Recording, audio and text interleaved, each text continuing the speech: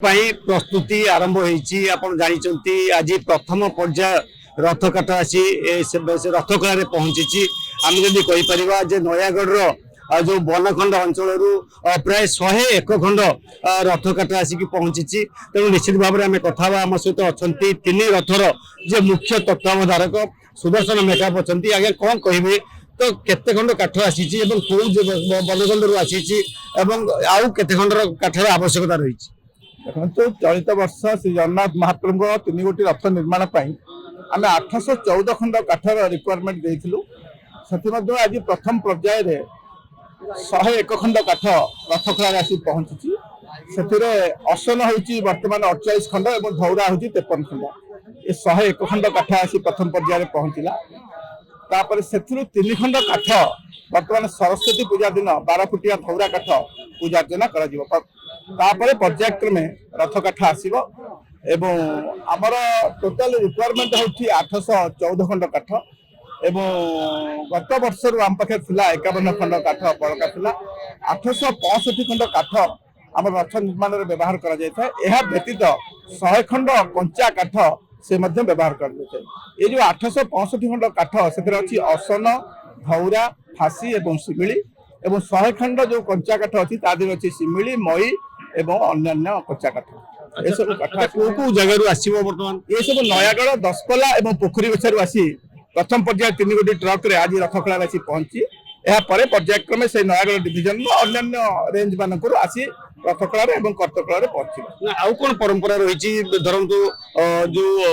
Rather जो आम ये सब अन्य जो कार्य करा जाए कटक जो खपुरिया जो देखो प्रथम ये जो 3 टी काठ आसला से 12 फुटिया धौरा काठ 3 खंड प्रथम आम श्रीपंचमी दिन महाप्रभु रथखला पूजा अर्चना कर श्रीराम नवमी तिथि आमर करत कल काठ चिरट अनुकूल हम एवं आसंता अक्षय तृतीया दिन महाप्रभु रथ निर्माण कार्य सुरुखुरी आरंभ हो। अच्छा केबे रथर ये रही भाव जून 27 महाप्रभु रथ निर्माण कार्य आरंभ हो अक्षय तृतीया दिन से दिन आरंभ हो जून 27 आम रथ यात्रा अच्छा तो भाव तृतीया दिन रथ निर्माण कार्य आरंभ हो तथापि आप पूर्व स्वतंत्र टीम जाते बड़ राउल पाखे जो पूजा अर्चना कर ये जो परंपरा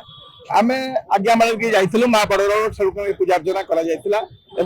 पूजा अर्चना पर प्रथम आम रथ काठ चिन्हट कर आसीलु से काठ बर्तमान आज 3 ट्रिप्रे आसी महाप्रभु रथखला पहुंची निश्चित भाव में आम कथा होते आम सहित अच्छा सुदर्शन मेकअप एवं कहवा कथा होेतु रही जून मास 27 तारीख रथ यात्रा रही नजर रखिक बर्तमान जो 3 ट्रिप रथ काट आसिक पहुंची रथ काट पहुंचा पर आपण जानते जे सरस्वती पूजा दिन 3टी जो धौरा काठ को श्रीमंदिर सामने रखा जाए पूजा अर्चना करा आम जदि कहीपर रामनवमी दिन जो